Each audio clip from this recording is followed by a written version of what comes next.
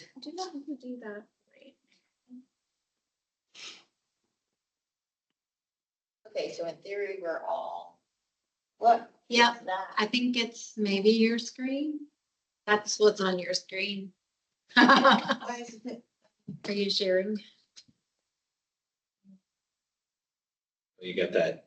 I've never had that happen, but I've had like these warnings about You're like in the, it. Infinite mirror. uh-huh. What is, I've never ever seen this or had this happen.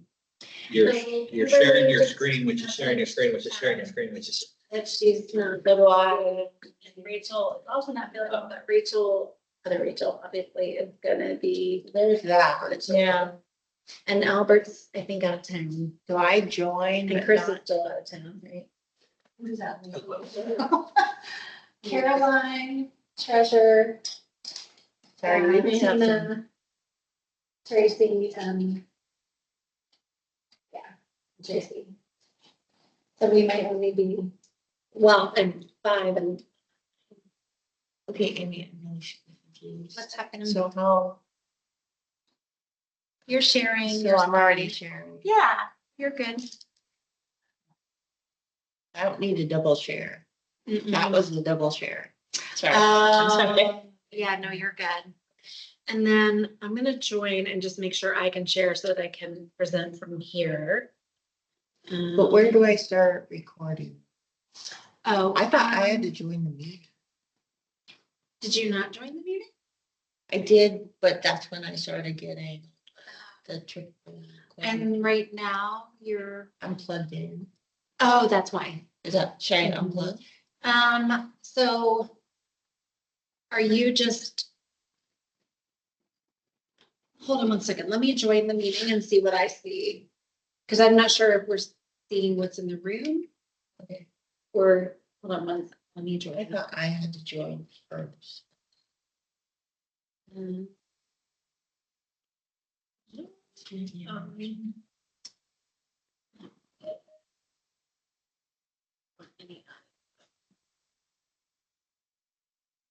Maybe I should.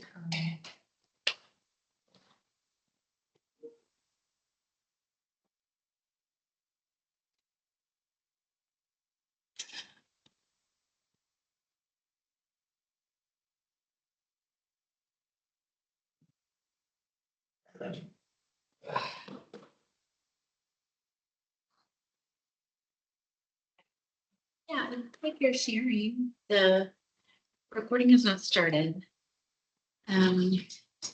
If you're on team. Go to team. What if I unmute? Yeah, I'm not sure if you need to be hard linked into it, but you're gonna need to join the meeting again. Yeah, There's a. yeah, I would just join from your laptop and not worry about hard linking. You're getting away from it, Yeah. It follows you. I mean, it follows all of us. It's over there.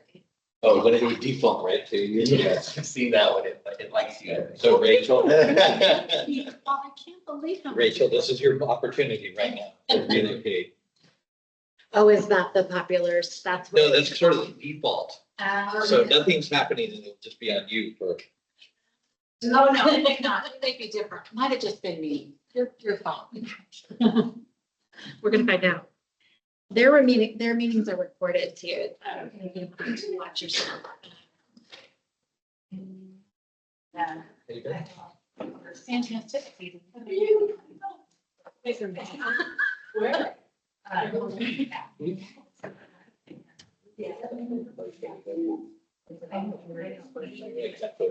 Or I'm gonna forward it.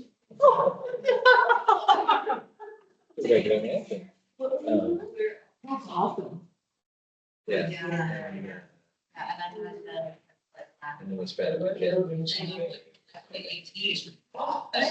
Yeah. Yeah.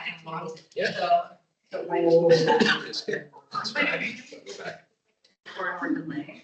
Next day I was like, I'm totally fine. And then I'm like, cool. My dog is in shock. What did you do? Well, here, let me try real quick and then I can show this. She is starting to take it. And then I'll. Yeah. I was 2 weeks ago. Hey, well, Well, you know, we can usually see all in the very third one. Not you. I so I should take it. Yeah.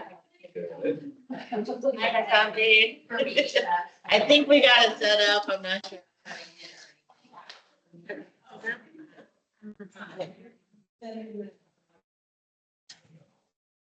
You wanna leave yours up? No, because I'm not. You want me to put up a here? Put me in here.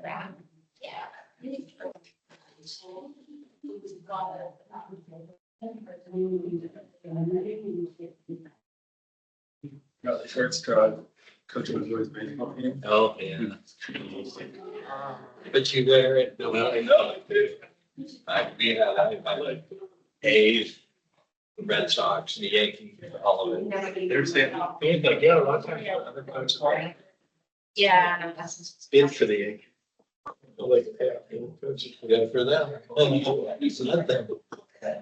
It just gets those. Yeah, that was. Some good times.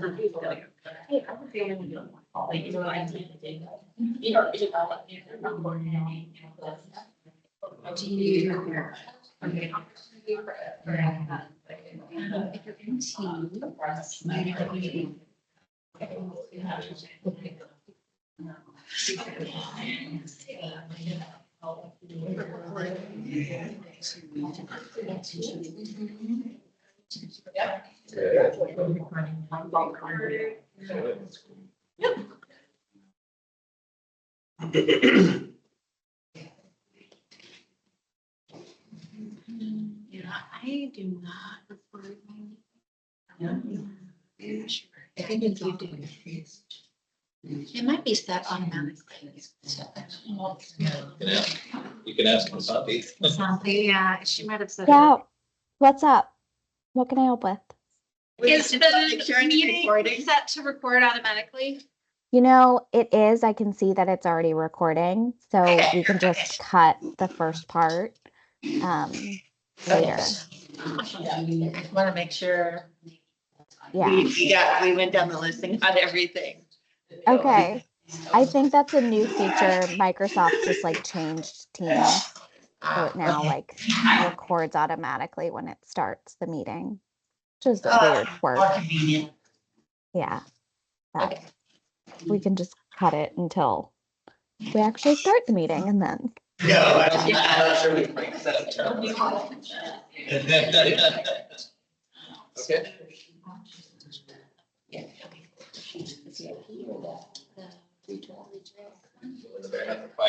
Yeah, that's. I can't. You ready? I don't have the voice. Yeah. I'm just thinking of this now. All right, good evening. It's 7 PM and as chair of the park board, I'll chair calling the meeting to order. And this is a joint meeting with the Arts Commission. And never done one of these, but Rachel, if you're good, we'll call the meeting to order. Sounds good. Okay, thank you. We're pretty informal here. We mostly just sort of raise a hand or let out a peep that we want to speak. So it's not too formal, but however you want to do it is fine with us. Pretty much sounds like how we roll. Okay. I mean, I know other groups, do this kind of thing, or we do that too, but.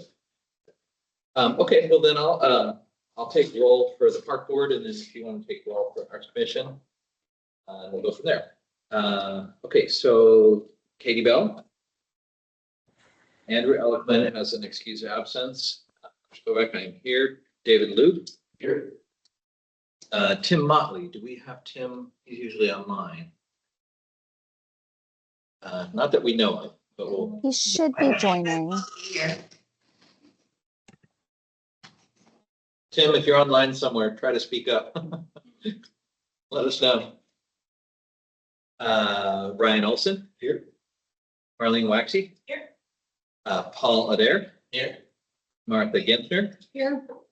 And Mary Stevens has an excused absence, and this would have been her last meeting. So we all wish her farewell.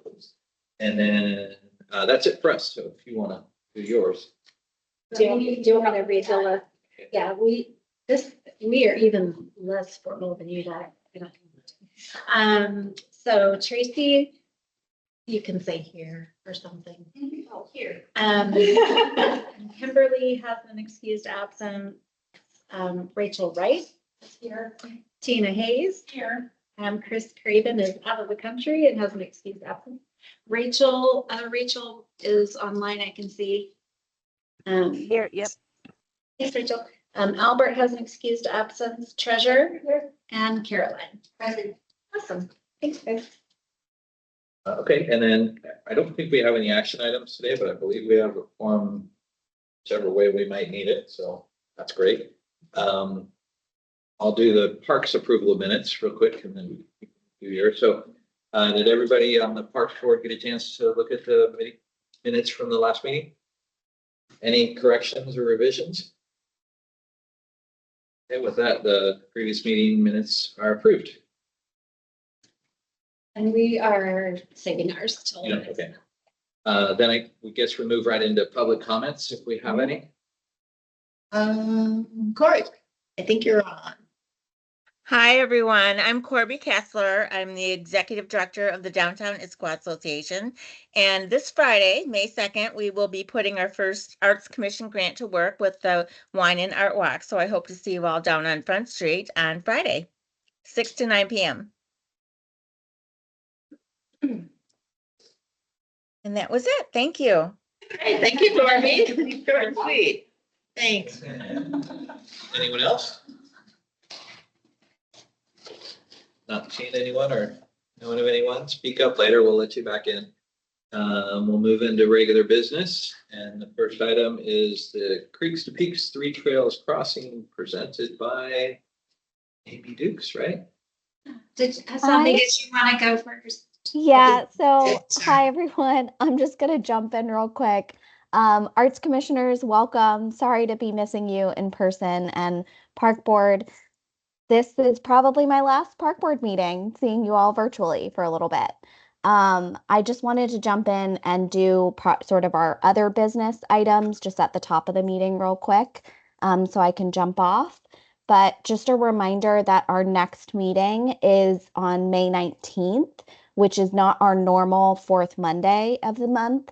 It's going to be the third Monday because of Memorial Day, and that we will be electing a new chair and vice chair at that meeting. And by we, I mean you all, because I probably won't be there. If anybody is interested in the position, has some questions, or wants to chat about it, please feel free to reach out to Jeff or Robin, and they'll connect with you and sort of talk to you about what that position entails. I'm sure Chris or Marlene, having served in the role very well over the last couple of years, would be happy to share some experience as well. It does mean that we will be taking action at the next meeting. So for those of you, as you're looking at schedules, if you could make that meeting, great. We will need to at least have a quorum. And if we need any of our alternate members to act as regular members, we'll sort of make that determination at the next meeting. And there will be some new members joining us at the next meeting as well. There's one that's online here, just sort of Hannah's here, watching to see what the procedures are kind of like. But there will be 4 new members next week. So you'll meet Hannah, Diana, Jeff, and Jane. And I'm sure we'll do some sort of introductions. And they will also be, hi Hannah, They'll also be doing, they'll be voting on the action to choose chair or vice chair. And then the last thing I just wanted to sort of remind everybody is over the summer, we will likely do a tour for the park board. We haven't done it in the last couple of years, but we typically go to, some locations that are slated for upcoming capital projects, or look at something that's like currently under capital project review. And so I put some options in our email, but potentially thinking about sort of Tibbetts Valley Park being one of the locations, maybe going up to the Central Park fields and looking at the athletic fields space up there. So start thinking about locations you might want to go as a board to tour. And that can be discussed at the June meeting with Robin and Jeff, and then we'll get that scheduled for July. And that's kind of all I've got. I'm going to probably pop off of here for a little bit. But thank you so much. It's been great working with all of you, and I know you'll be in great hands with Robin and Jeff and Amy and Robin tonight for this presentation. And we'll be in touch in the fall. Good luck, Hassan. Thanks, everyone. Okay, so now I guess we'll go to the regular business item of the, oh, I have an old one popped up. Sorry. Oh, here it is. The Creeks Peaks.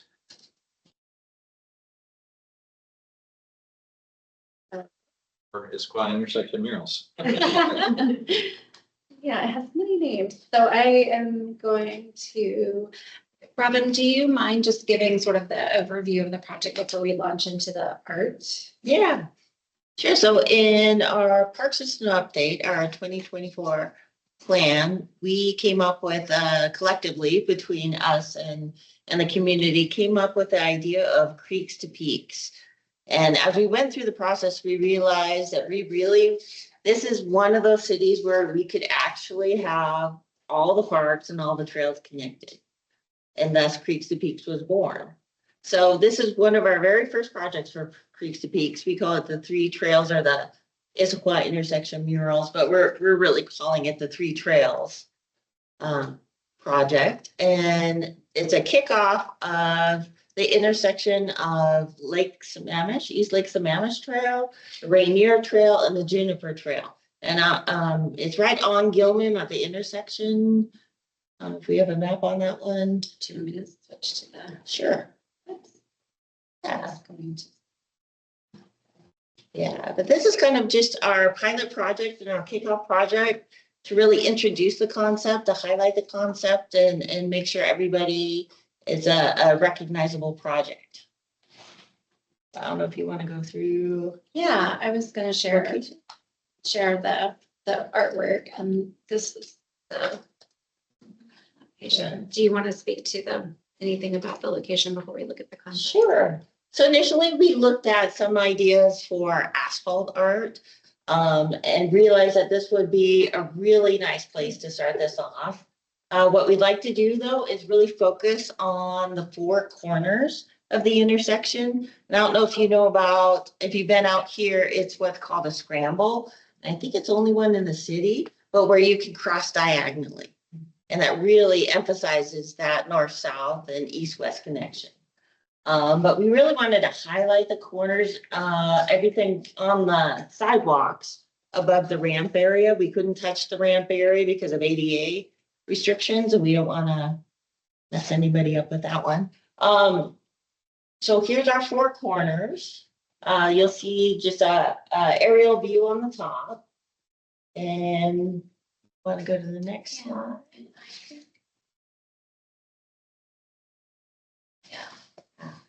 I don't know if you want to dig into the concept. So we worked with artist Jake Wagner, who we've worked with previously. He's actually the artist that we worked with to design our creative district logo. You might have seen it on a couple of utility box wraps around town and specifically in our creative district. And he came up with multiple concepts for you all to kind of give us some feedback on tonight. So the thinking would be to have each of the four corners have a really kind of signature graphic kind of artistic element. And then we are also speaking with Public Works to try to get some visual crossing that's maybe in a color other than the typical white to emphasize the scramble. So that piece is hopefully going to play along nicely with the installation of the mural, and that it is kind of a separate item. So the thing that we wanted to share with you this evening is really the artwork concepts for the mural pieces, the asphalt art pieces at the corners. So Jake came up with a couple of different, these are really preliminary designs, and we thought we would have you all give us feedback. We'll see how the conversation flows and goes. I know Arts Commission is a lot more kind of used to having these conversations about design and artwork, but we'll chat about the concepts, and then if we have consensus or if there's a certain way that it's leaning, our next step would be to go back to the artist and have him refine the design that you all kind of are leaning toward. Or, you know, if there isn't a clear consensus, then we'll probably have him do some refining on multiple concepts, and then it would come back to you. The timeline overall is that he is going to paint in late summer.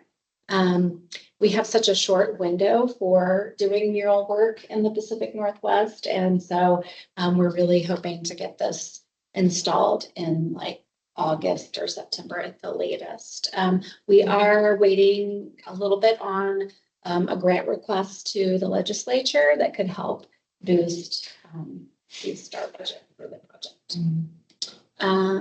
So I don't know if you all took a look at them prior to the meeting, but this is, and we didn't really name them. Not really, no. It's like concept number one.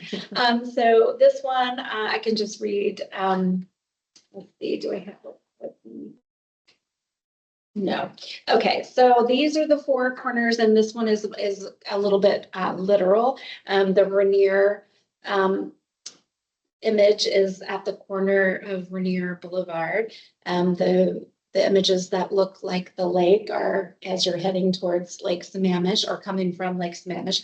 And then that bottom right image is of juniper leaves, and that's kind of where the juniper trail is.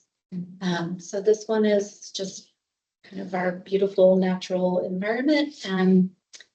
And then I think what I'll do is just go through the three concepts, and then we can chat about them. Just to note, you might have noticed there's a little bit of logo embedded in the images, and that's just a placeholder. So Jake is also going to work on creating a Creeks to Peaks logo, which will hopefully be able to get designed and installed at the same time as the mural work. So here is a little bit more close up of this concept. I think these are so interesting because it was a snowy day when they took them, like extra atmosphere. Right. And then here are the corners that kind of face the lake. Okay, and so then this is concept two. It's kind of a topography concept. There are two concepts that kind of have this more topography design. This one is a little bit more bold and graphic, and kind of the lines are a little bit more demarcated and clean.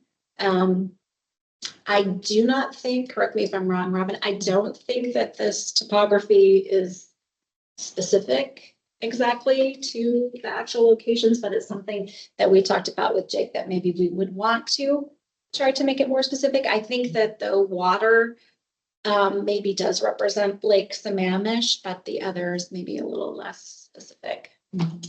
And so here is a close-up of those corners and the other corners. So just so you get a sort of feel for that one. And then the third concept is, I think I'm below, nope, Or topo. more topo.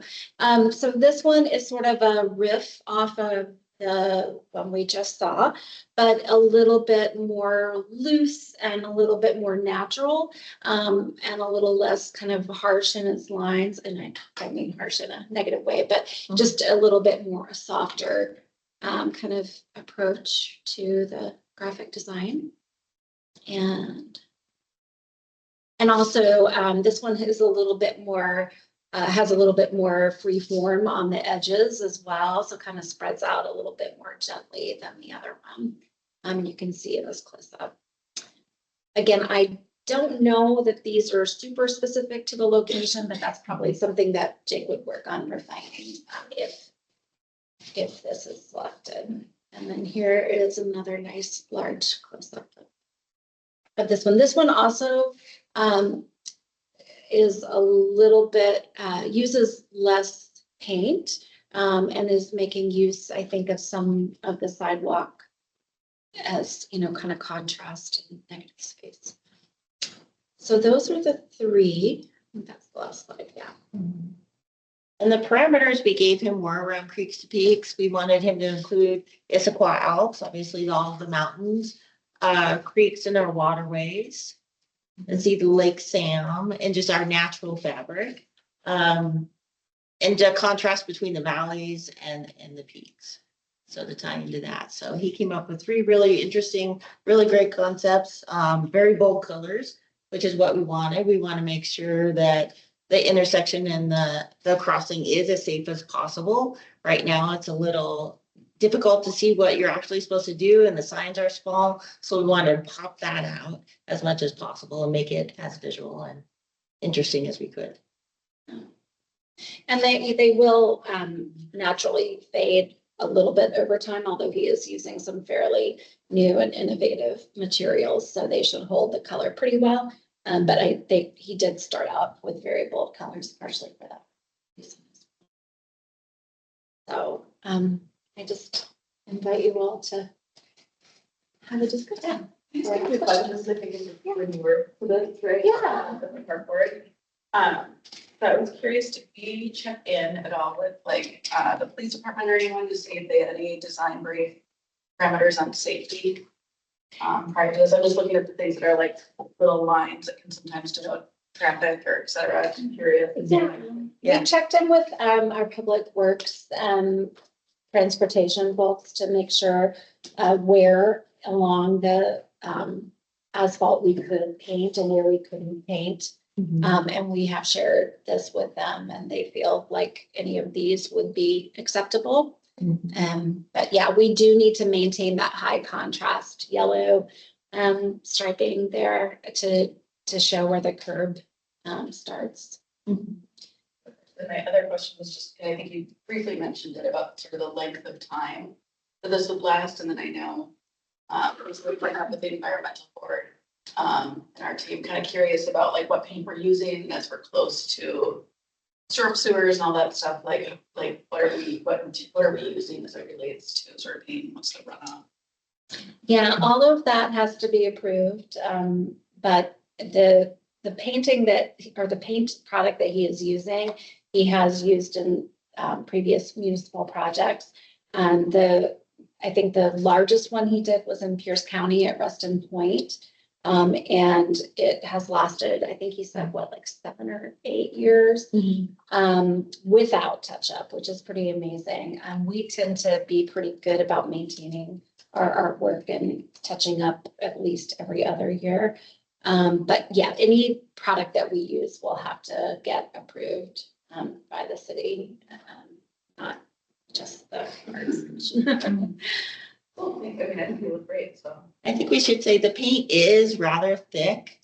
So that kind of limits how very detailed we can get on it. So that's why the images are a little bit, I don't want to say blockier, in a good way blockier, a little more graphic and less detailed, just because it would be really difficult for him to do that. And it dries really quickly, which is a good thing because then that reduces the chance of it, getting into the environment farther away. But he has to work pretty quickly too, so that's what keeping the shapes pretty large and simple.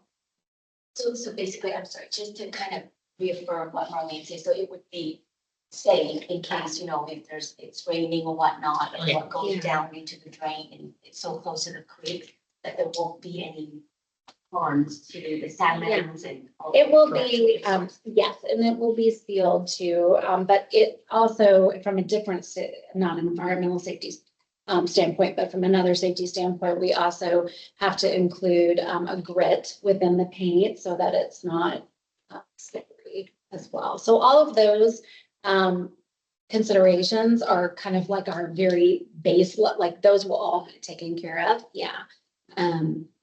So thanks for bringing those up. That's good to point out.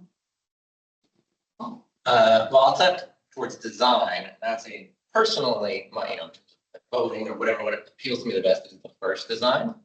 I feel like that conveys concept the best of, the whole 3 trails identity, that each trail represents a different destination more or less that you could go to from here. And so that's in terms of concept, I feel that conveys that the best, as well as just has a very striking look to it. You drive out there and like see Rainier there on the sidewalk, it's gonna really catch your eye and draw you in, ask the questions, what is this? Why is it here? Oh, it takes me back to that viewpoint, So for me, I really like that as the concept, more so than the topography, because the topography get a little off for me in terms of what it's conveying. So a little more literal translation of it. Yeah. Kind of shows it off better. Okay. Tim's got his hand up. Oh, Tim. Hi, thank you. Yeah, these are all great. I have a question. The slide that you have up right now, the bottom right-hand image, there's the large kind of white speckled area on the top. What is that? That is snow. Oh. Yeah, we kind of lucked out and we were able to get a drone out there right as, after one of the snowfalls, but right as the snow melted off the concrete. So we were a little worried about that, but picture that green. Yeah. So that's snow, that's actual snow. That's not snow that's part of the design. No, that's actual snow. Yeah. That is actual snow. But it blends in really nice into the design though, I think. Do you think we need then, that's actually a good thing to point out. Do you think we need a stronger contrast along the edge where we do have lawn area to delineate that? So no one gets confused.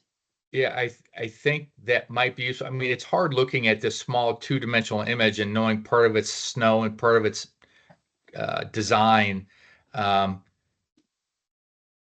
Perhaps.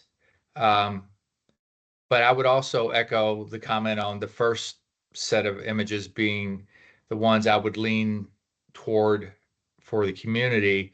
I've been a hiker all my life, and when I see topo lines, it makes me happy. So it's personally, I like the ones with the topo lines kind of on it. But I think for the general community, there's a lot of people that don't know what a topo map is, and they're going to look at that and be kind of like confused. And for overall breadth of appeal, I would say the first set of images. Okay.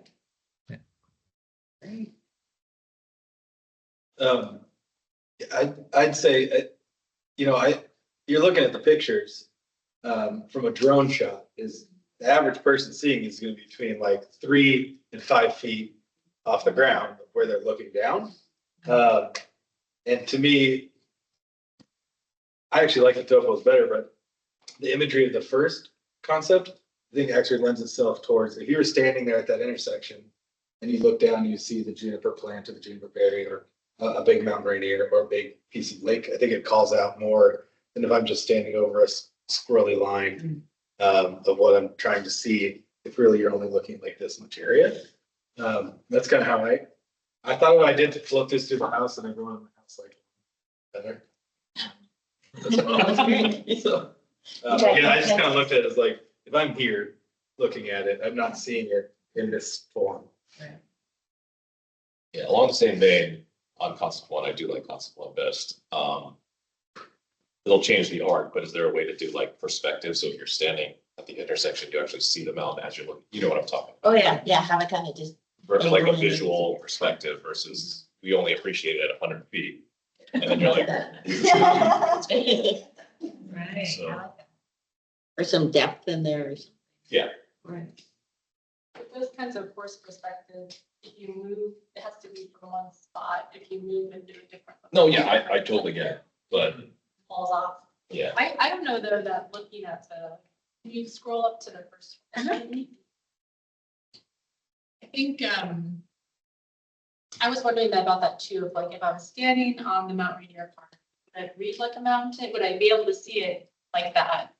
How big, I'm remembering like how big that intersection is. Yeah. I think of the three, this is the one I like the most, but I would also really love if there was like a way to color code the corners, like subtly, so if there could be like a transition that occurs. I think they are similar enough where we're seeing like full picture, but I wonder if like one side is warmer, even the side to like the east or the west, warmer colors and then cooler colors, like the north and the south. I see in Jake's work, mostly his street work is like solid color blocking, and I'm assuming that's for like the process and application, but if there was a way to like transition the color even within the block, I think that would be really interesting. And that could play into the paint that's happening in the crosswalk itself, like the transition color, if you could kind of blend it across. Just to emphasize that. Yeah, connection. based on changing, it was the same. Like the junipers maybe are now in like a sunset.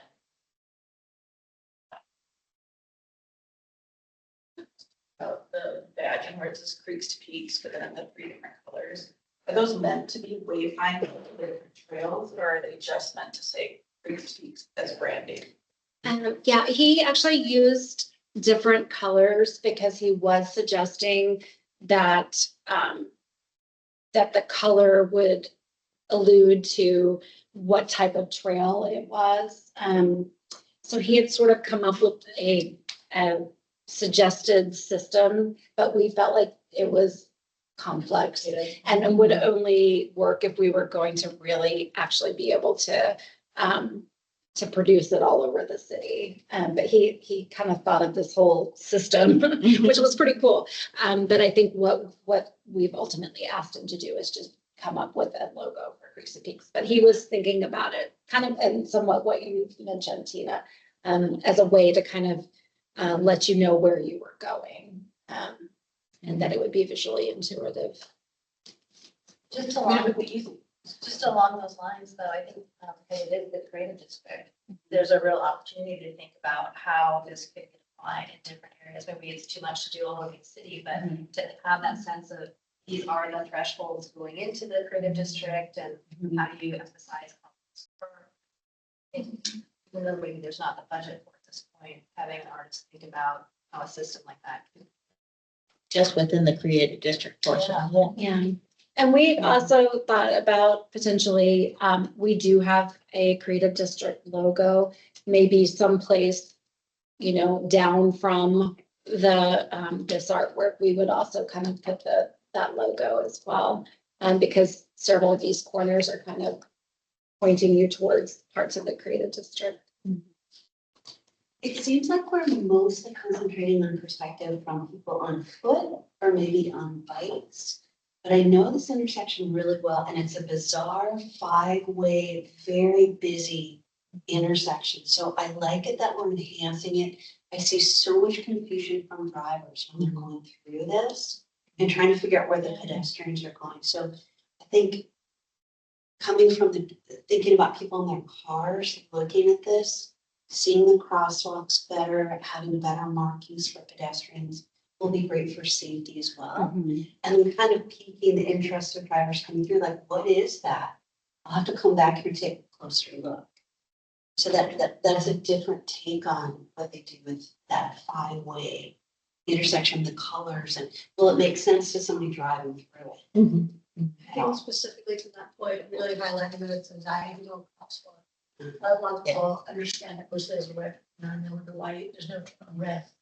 Because it's diagonal. Yeah, it's very tricky, and the five-way, like people having to take a left onto read. Yeah, right there's. I see almost accidents there all the time, if you don't know what you're doing. Yeah. Was it ever considered to have the mural on the intersection? Yes. Yeah, Yeah. and that was not, That was shot down. yeah. And we're hoping that we'll get there eventually, but we're not there yet. So this is sort of our, this is our baby step into asphalt art. Robin actually found all these amazing examples, mostly not in the United States, but of artwork that was all over the intersections. So, Yeah, unfortunately, fortunately, we do have to abide by WashDOT standards. And they're pretty strict on what they do and do not allow. So we're even checking if we can do the blue. We more than likely could do the white stripes, which we're really trying to get some sort of emphasis going across to pull people in and just to let people know that, hey, this is a scramble. Again, the signs are a little bit small. They're up there, but yeah, vehicle drivers, you tend to miss it. And they're whipping through there, 30, 40, 50 miles an hour and goodness, so. Yeah.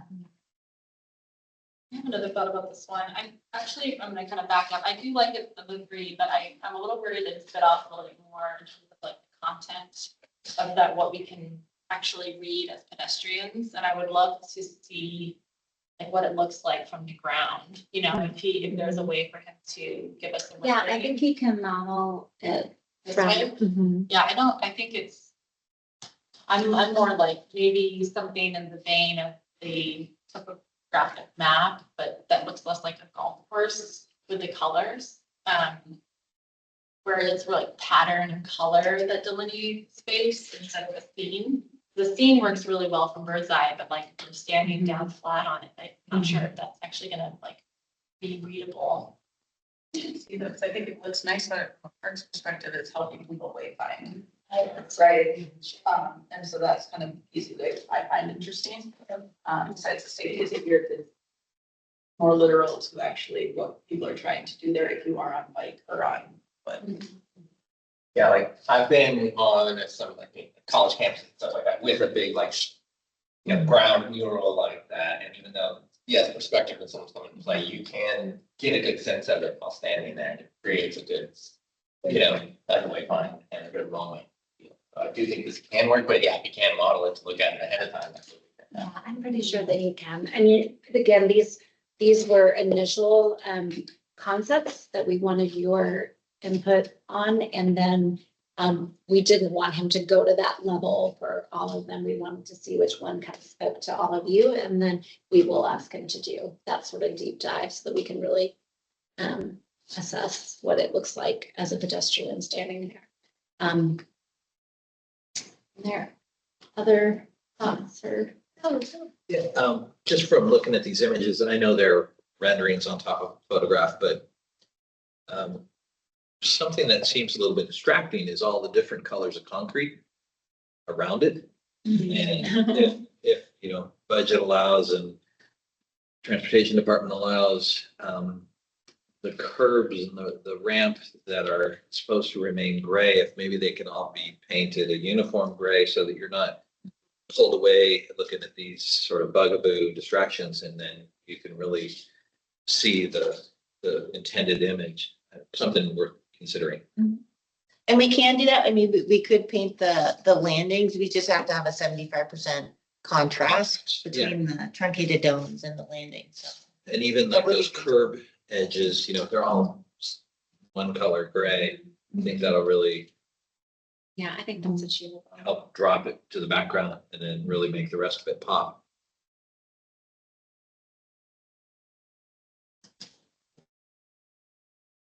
Well, I feel like I heard a pretty decent consensus for concept one.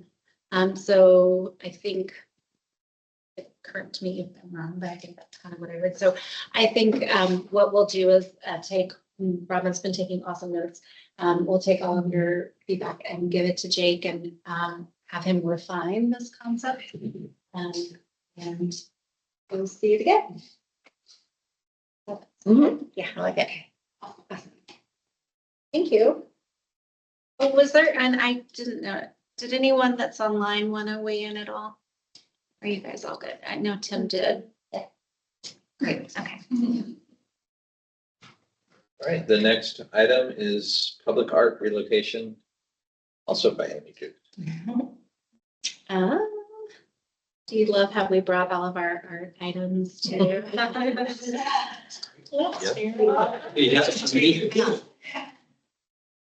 They get to board in there. No. Where did that one go? This one actually do. Why am I not? Oh. That's weird. Oh, maybe I have the wrong version. All right, well, I can look at it like this. I don't know why. There we go. Okay. Didn't make a huge difference, but so with all of the awesome renovation of or addition of the plazas at the senior center, we had to remove 3 pieces of public art that were there on the site. The Salmon Cycle has been there since the 80s when the building was actually a library. And then the other 2 have been around the senior center grounds, I think since 2007. So they've been there a while, and they have served their time well there, but it's time for them to find new homes. So these are the 3 artworks that have been removed. They are sitting in storage. Our contractor, Bayshore, that's working on the project was part of their scope was to sort of dig them up carefully and escort them to their storage. But we will need to find new locations for them, and the Arts Commission will use our maintenance budget to reinstall the artwork in new locations. So last summer, I can't believe it's already been almost a year, the Arts Commission took a field trip and looked at some various park sites and options for relocating these. So we thought this seemed like a great item to have a discussion around with all of you, since you are the stewards of the parks. So that the 2 pieces on the left are basalt. They're super duper sturdy. They are very, very heavy, as Bayshore would definitely tell you. And they had massive footings into the ground that I'm not sure entirely necessary to replicate, but we do need to think about the footing when we're thinking about the relocation. I think the pillars, one in the middle there, was actually on, those 2 pieces were on one footing together, but and the works are meant to be a complement to one another, but we could potentially move them a little farther apart. And then the third one is going to actually present an interesting challenge, because that one was commissioned when the library was here and was intended to be embedded into the building site. And so it has been removed, but it needs, it can't really stand alone. It needs some kind of new housing to display. So that one will definitely require some additional work to hire someone to create some kind of enclosure to hold it, or pedestal to hold it. So just various relocation considerations for us to think about. The footings, again, all of them, well, the 2 basalt pieces are very, very heavy, and so do need a pretty substantial footing. And then the, like I was just mentioning, the salmon circle bronze needs some kind of housing. The permitting, if we're, and the Arts Commission knows this issue well, but there is no public art permit. And sometimes we get our things permitted through sign permitting, and sometimes it's something else, and the cost is always a mystery. And sometimes it's really high. So we do have to think about the permitting, and we just know from our experience, especially with the Jacob troll sculpture, that if we put it near any bit of water or anything sensitive, it's gonna cost us a lot more money and take a lot more time. So permitting is a piece. We are, just so you all know, at Park Board, working on a public art permit that will be specific to public art. But I don't know that we'll be able to get that completed before we at least place one of these. So then we do want to think about, obviously, setbacks from creeks and the buffers, geographic synergies. These are all kind of natural themed. Two of them are salmon themed. If there's a reason to kind of play off of something related to salmon or the creek, or we could place them with that in mind.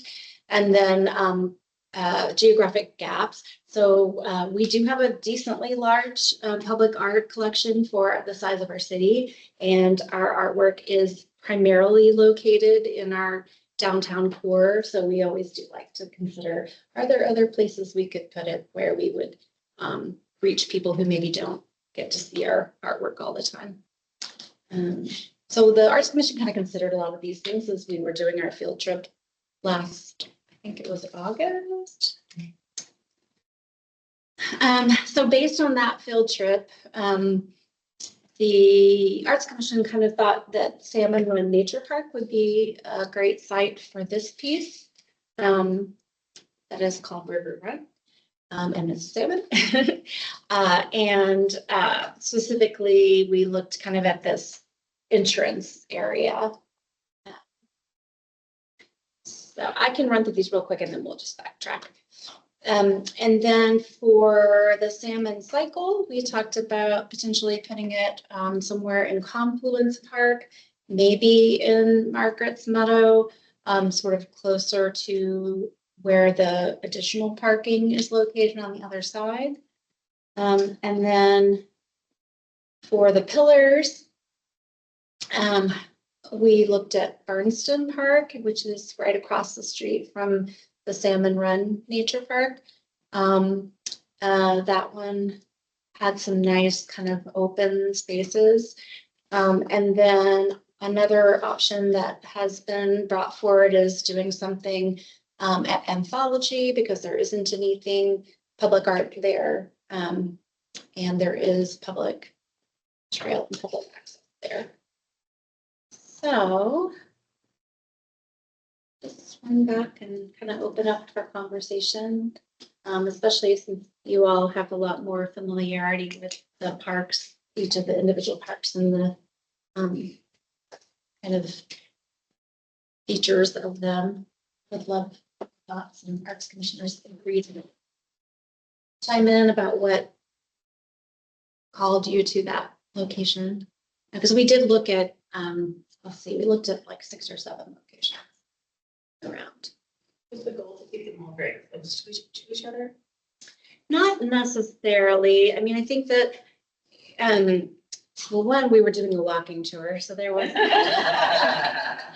and we did talk about the benefit of having more art in a way that could be packaged together for walking tours and other kind of tourist and community aspects. So Something I'm specifically interested in, imagine that there was a sculpture up for and so I was really keen. So I was very excited about that. Well, it's kind of neat if it's by Confluence. One of the things we've been talking about is what do we do with the house that I was forgetting the name of. Yes, thank you.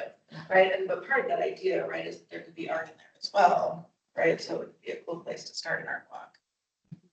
Right, and then this could kind of go through. I really like the placement of this one on Sanibel Nature Park. I feel like it needs a little bit of oomph, if you will, and where you have it located is great. But the second, anything on Confluence, I think would be awesome. So the second.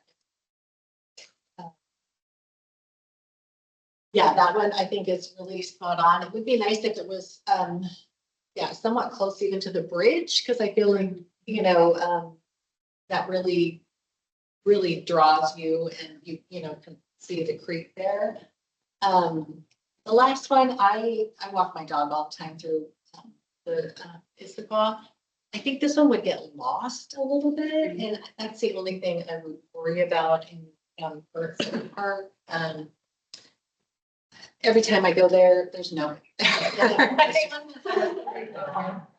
was not on our walking tour, but we were walking. So there's this cute little park here that's it's like we're doing dog parks there. I thought maybe it's an opportunity if there's a piece of art there, more people will kind of discover it and find it and that's. Yeah, that Confluence is such a big place. I feel like that could be really benefited from multiple pieces there, whether it's this time or future additions throughout that park. Yeah. So yeah, you can look at it two ways. Like that'd be great, put some art in there and you know draw, but at the same time, I don't. Yeah, that I feel like that part needs a little bit of something too. That's useful information because I think we don't have, or we weren't using data of kind of how well used that park is or isn't. At the time that we were walking through it, there were a whole lot of dogs. But it might have just been like everyone got home and walked their dog from the neighborhood. But yeah, we thought that park just seemed a little empty. And it wasn't even on our list. It wasn't. We walked across the Yeah. street. Yeah. Oh, wouldn't it be wonderful if it was like hidden in these trees? Of course, hidden is the wrong word. Unless you're having people go on a, you know. Yes, like a scavenger hunt to find her. Finally. Where's the anthology one? I'm not sure. Big development. Yeah, it's where all of those apartment buildings are that you can see, you know, from 90 near exit 15. Mhm. Oh, okay, yeah. I just over my head. Right, That's right. why it's already thinking that it wasn't. Yeah. Exactly, right. Oh, okay. We don't have a lot of artwork in that end of town for a variety of reasons. But and partly because we don't, we tend to put our art near parks and trails. So this, do you know what the, when this was created? It was about the time that the building was created. Oh, right? definitely, yeah. Yeah, it was part of their development. And that one is gonna be our first linear park when that comes, when we start developing that. So that was one of the new classifications, so. What is linear? Linear park is it's a longer park and a narrower park versus a wider park. But we thought that was suitable for this one, just coming across the bridge. And then I don't know if you've been out there, it is a long linear with some walls out there. But. So we thought just coming across the bridge and having a focal point there would be nice too. The good thing about this artwork is it's extremely durable. And so sometimes we don't like to put things, you know, out away from where they get really regular sort of maintenance touches and looks by our crews. But this one could stand out without monitoring, no problem. What were some of the other parts? Yeah, that is a really good question. And I should have brought the list. Do you guys remember? A dozen of them between Confluence and some that we were walking through. There's a big meadow.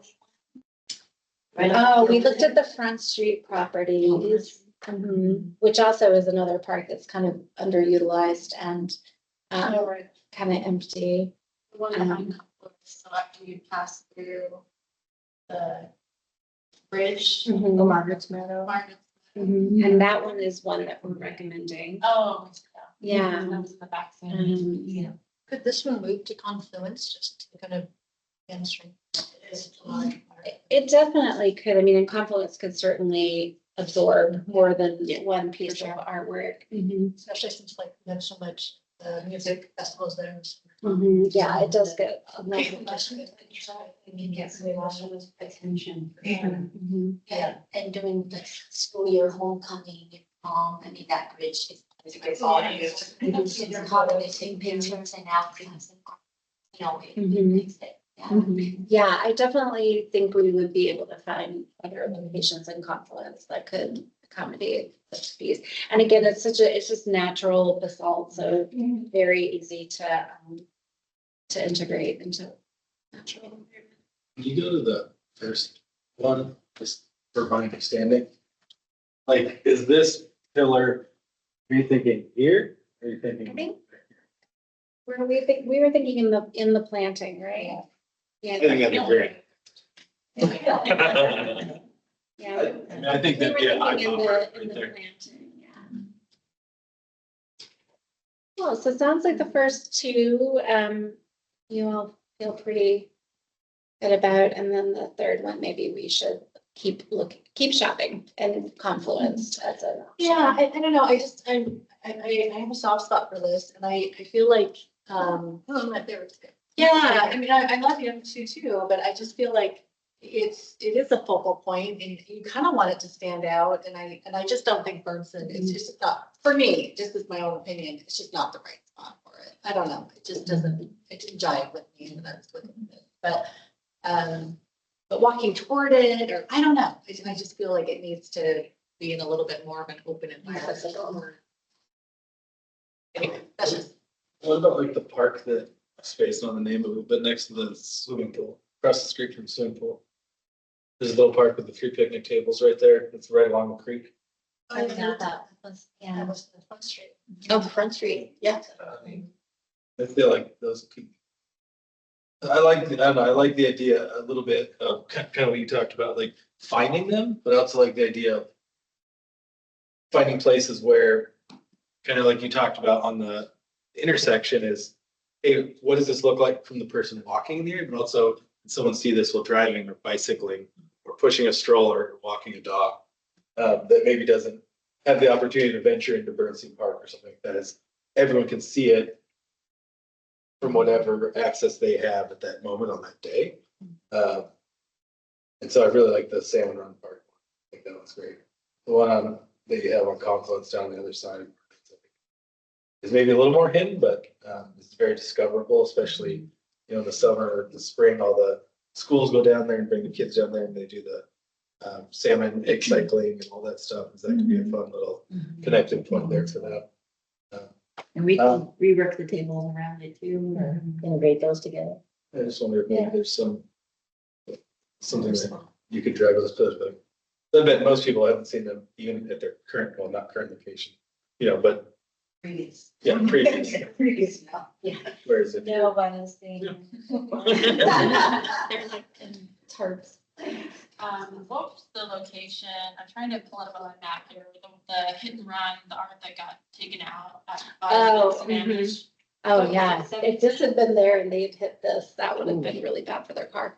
Yeah, but Yeah, we have Wingo Wing, which was a tall kind of column with birds circling at the top, at the corner, kind of near the Lake Sammamish fields, the soccer fields. And a car drove into it and knocked it over and destroyed it, so. So I was thinking maybe as an, I don't know, but now that I'm saying it, I'm like, maybe not then, because it could have been much worse. But, Yeah, this would total your car. Yeah. I'm just thinking of like what I get with that one, and standing out next to it and stuff. Like, I would love to see it near a bus stop, or like a place where you're standing in town, like waiting, and just like the positions between the people. They don't layer in conversation, right? But they're like back to back kind of, in a way you might wait with somebody at a bus stop. So I'm thinking like along Sunset, there's a couple of the transit stops. There's one that's closer to the trail that I see people at time to time. That might be interesting. And it doesn't involve like a park necessarily, but when you think about how people Sunset Trail. Mm-hmm. That'd be cool. Yeah, That'd be interesting. That one would be interesting to put more sort of at the pedestrian scale. So just to follow up on that timeline wise, oh, sorry, Tim. Thank Tim, you. did Yeah, I just wanted to echo the thought of putting it somewhere that is more visible, like the park along Front Street, the small little park there that has cars going by, or someplace with some visibility. I like having, and some other places are obviously fit that criteria, but I like the idea is that more people see it. And what kind of bubbles in the back of my mind, if it's you make it too discoverable per se, and it's kind of buried back, uh, then it becomes more of a target for, and I hate to say it, but vandalism, getting tagged or what have you, if it's someplace where nobody can see it. So in terms of protecting the art, I think someplace that has a more visibility would be uh, preferable to some place that's kind of hidden away. We don't have a big problem with that in Issaquah, but all of us have driven in Seattle, know there's big problems there, and it's not that far away. So just a thought. I like visibility, and I like the protection that visibility kind of brings with it. Yeah, that's a great point. Think about your idea around if you started like taking two trees and you went to Front Street and then you went to Constantly, like, right, like, it's kind of a cool idea. Yeah. Maintenance collections. So because the arts maintenance budget is going to absorb the relocation of these, we are going to have to space them out a tiny bit. Again, we are going to have to potentially go through the permitting process to move them as well, which might take some time. So what we're targeting is moving this one first, and moving the other two in 2026. So we will keep shopping for a location for the pillars, and share that information with you all and get your thoughts on what we decide to select next. But this one, we were hoping you would kind of think that this was a good spot, and we can move forward with this one this year. Really like it. Yeah. So thanks for all of them. Maybe do you want to read that? Yeah, I know, we struggled with that other one too. It's a long walk that. Yeah, and I think we all got like tired, and it was getting dark too. Oh my God, we're done. Yeah. We were on. Yeah. Yeah. But what a great problem to have. Yeah. Seriously. Exactly. We'll have to do another field trip with just one location. Scouting, so. Well, the crazy piece gets together, then they'll all be connected. Well, thank you for treating our artworks, with such care and wanting to relocate them. Yeah, it's just an opportunity to put them in new, fun locations. Share that. Okay, I think that's it for that one. Thank you. All right, our last regular business item is the capital improvements plan update. Robin. Find that one.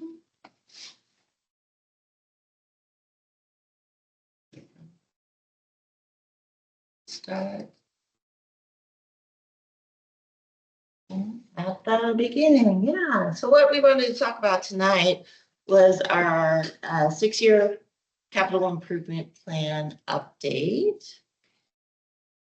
And I know some of you have seen this before, but we really wanted to break it down.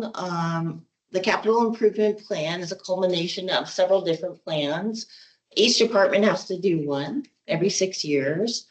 And it really gives us a 20-year plus picture of our priority projects that we want to accomplish within the city. So after listening to the community, after going through the 2024 park system plan update, we got a really good idea of what priorities we have. But just to back up a little bit, so the 20-year picture is looking at our system level assessments. It's updated every 5 to 10 years. Again, it's informed by several different reports, several different plans.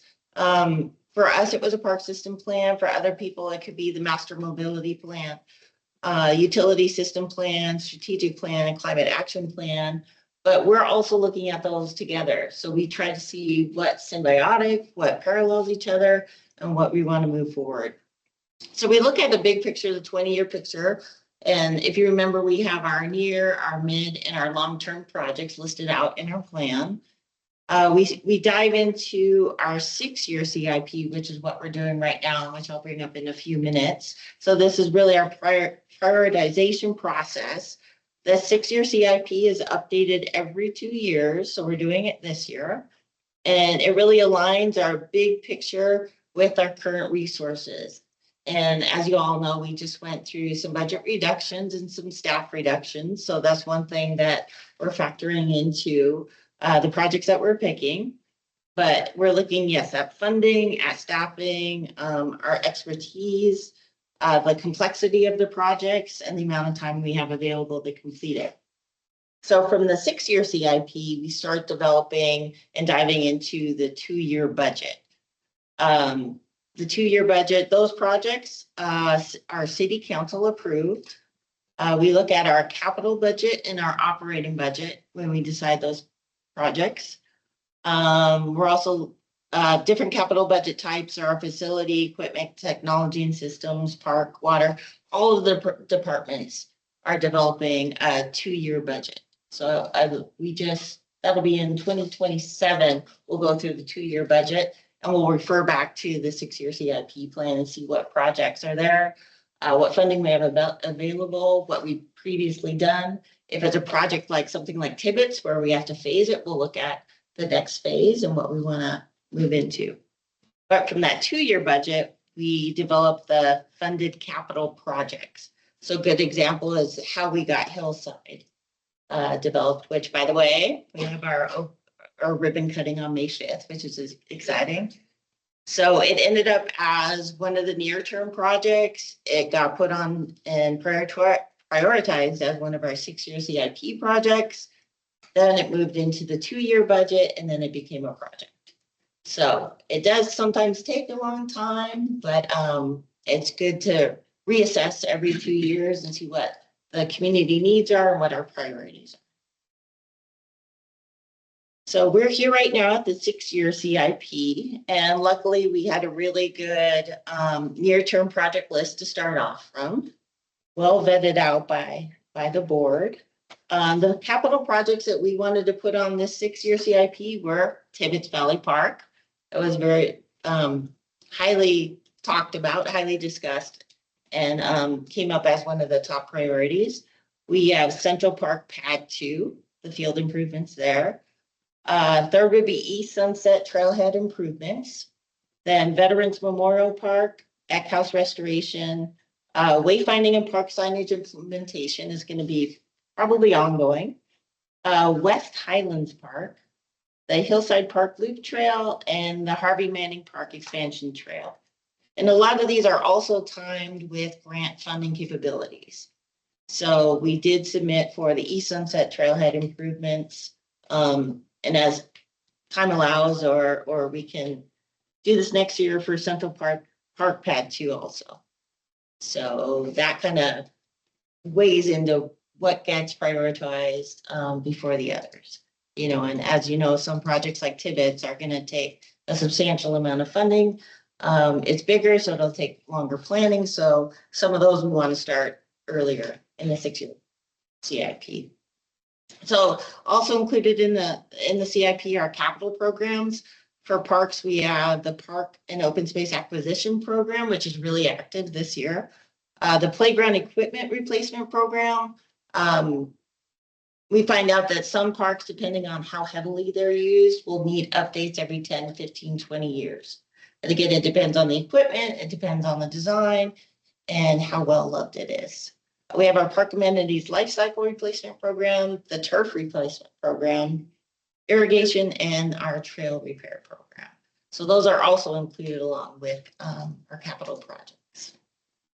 So we just wanted to open up the discussion, let you look at the list that we have planned and see what we need to switch around, or if you think just this list as we start the priorities makes sense based on our discussions last year. Pool separate from the park since the facilities. Because it's a facility, yep.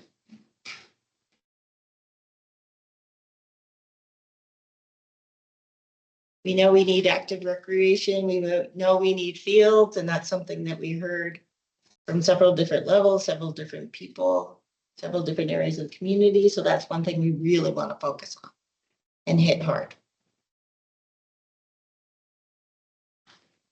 And we got some momentum now with Veterans Memorial Park, Senior Center's going well.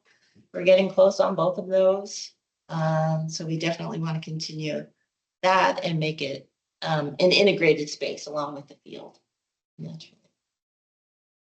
Just to add a voice, I think these make sense to me in terms of what we talked about in the past. It seems like a good mix of different projects. And as you said, hitting some recreation, hitting some parks, hitting the trail bed, you know, so to me, this makes sense as the imminent priority list of what can hopefully be accomplished. Can you remind me what West Highlands? West Highlands Park is right next to the hospital. It's one piece of property that we know when shelter comes in, it'll be an incredibly large community over there. It's expanding. So we do have a city-owned parcel over there.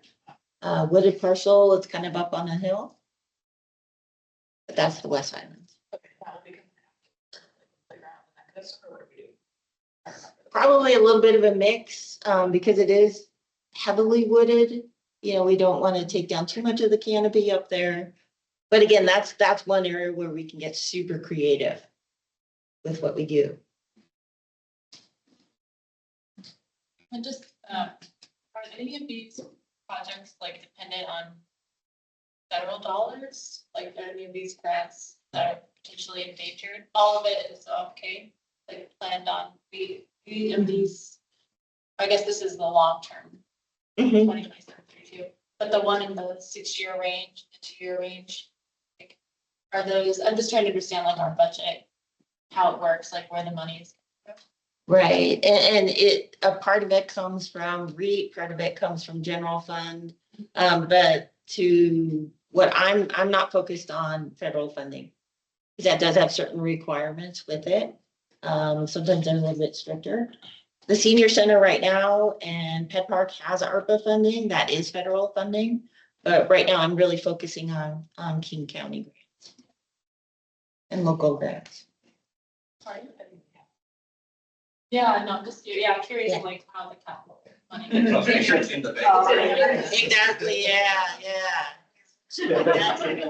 The ARPA money is in here. The ARPA money in hand. It's passion. It's being spent as we speak.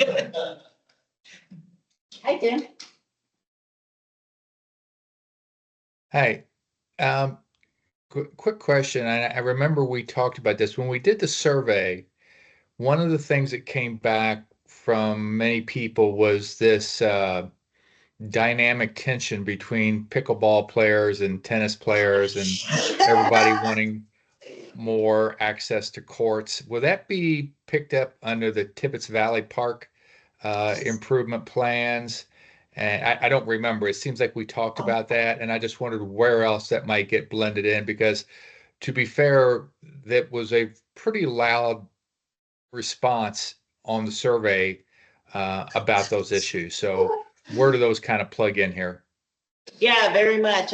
Tibbetts, exactly. And that's something when we do community outreach, we'll be asking for those active recreation, the priorities that they would like to see at Tibbetts. So we're anticipating that.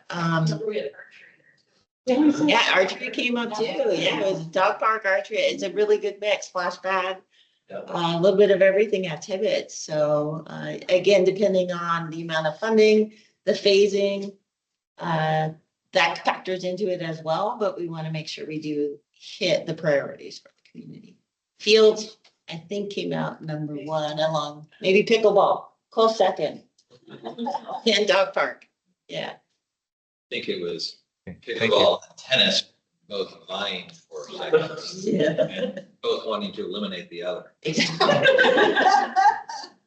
Now, Yeah. I think that they both softball agree. Yes. They're on the same page. Right. What is the Hillside Park Loop Trail? Where is it and what's the project? So Hillside Park Loop Trail is all around, do you know where Upper Cemetery is and Lower Cemetery is? Up on Squawk Mountain? Mhm. So it's large, I want to say 30 acres, but I could be wrong on that. A loop trail that goes all the way around that area and then connects back into the new park. And the nature trail, Is it a project to pave it or maintain it or what's? to create the trails, I'll actually. create it. Yeah. Okay, so we- More than likely, because of the topography out there, it'd be a soft nature trail, similar to the new one we just put in. Yeah, that expands that whole trail system, and I think eventually a new sidewalk's coming up near there also, so it would tie into that. Robin, can you remind me for the East Sunset Trailhead improvements, what does that entail? Oh, that one I'm really excited about because we just finished applying for that grant, a King County grant. Yeah, so we're looking about, and again, it's that's on the list for sure. That's on the list. It really, again, we're gonna go do public outreach for that one and see what the priorities are. Our thoughts, definitely paving. Oh my gosh. And some permeable type of paving more than likely, to get rid of those big ruts. I know I hit that the other day too, going out there. Restrooms, furnishings, benches, but really it's what everybody would like to see out there. And again, that one may need to be phased, but there's things we can do, like get all the utility infrastructure in first. And so it's easier as the funding comes in to add in restrooms or anything later. Will that require a discovery pass? No. Just an alternative to parking up at electrician for Yeah. access. Yeah, a nice alternative, accessible alternative. I think that'd be a really good quick win, so I really hope. I'll let you know when I hear back about it, but yeah.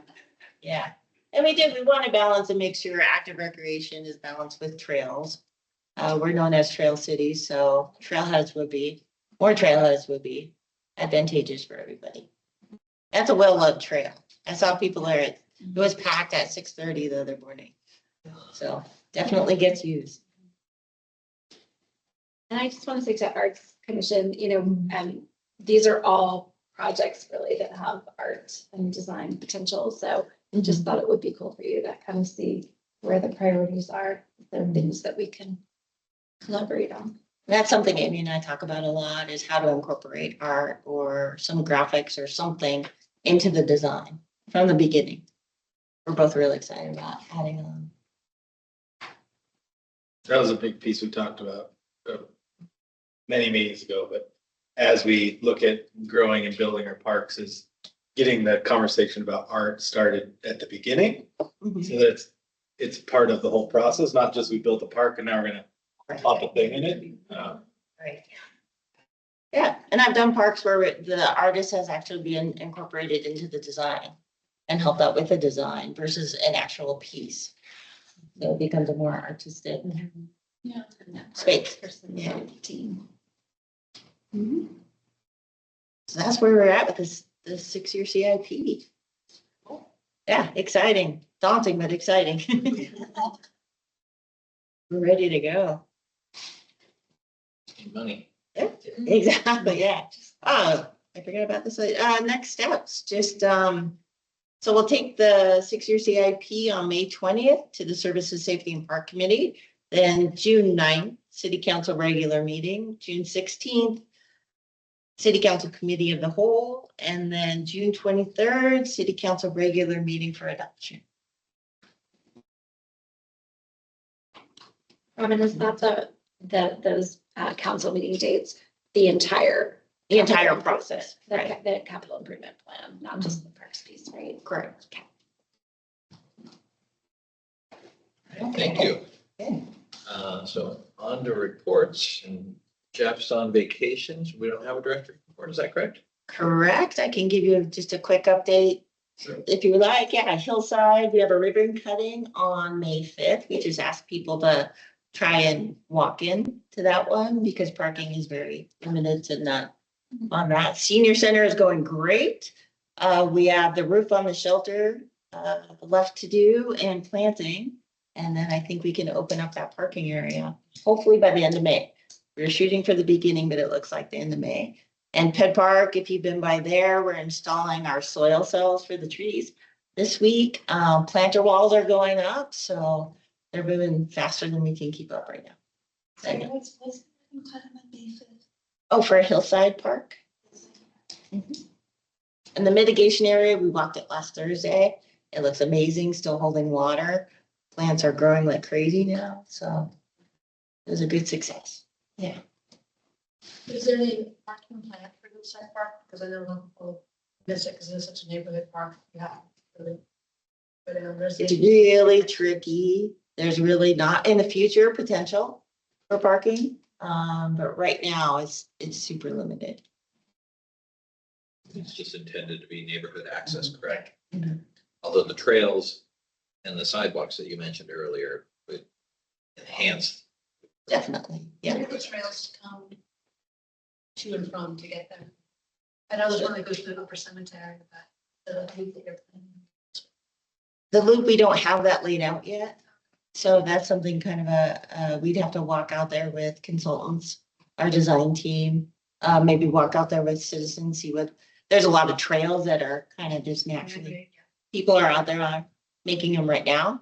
So that's a good indicator of what's feasible. So it's just meant to meander around and doesn't like gonna connect down to Lower Cemetery or something like that, for example. Probably at some point.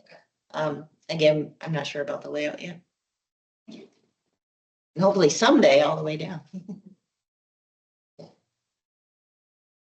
Okay. I can add really quick art updates. So for Pedestrian Park and Senior Center Plaza, the artwork from June Sakaguchi is in fabrication right now. And so it will be installed kind of right before the park opens likely. But that's all coming along. And then just wanted to call your attention to the utility box artwork wrap.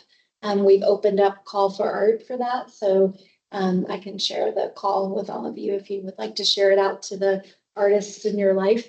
And there's just no restrictions whatsoever. You can be professional, amateur, 5 years old, 95 years old. It's really super open. But we're taking submissions until June 2nd, and then the Arts Commission will review them at our June Arts Commission meeting. So it's always a fun time of the year. We've got pick art to wrap boxes. And I think that's all I have. Thanks. Do you have any reports or anything? Okay. I almost started rolling right through everything. Asante and her diligence took away most of anything that I would have had for a report. So remember, next meeting is May 19th, not on Memorial Day. And we will have the new members, and we would like as many people to come as possible because we're voting on people to replace me and replace Molly, right? And as you can see, it's a pretty easy job. You're basically just running the meeting. So but if you're interested, please let Asante know. And just because she may need to get busy with other things, maybe copy me if you're interested in a position. And that's everything. We don't have a youth report. Forgot, Santi told me somewhere that what she's up to, but kind of missing out on those. Those are always fun. Any other business?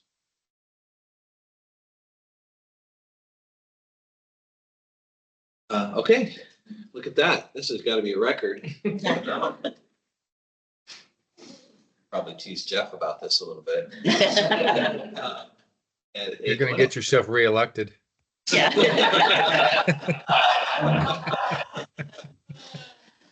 Okay, well then let's talk about something. So with that, at 8:20, we'll call the meeting adjourned. Thank you. Thank you, everyone. Thank you. Thank you. Hi, Tim. Yeah. You know, we said, we would see, we wanted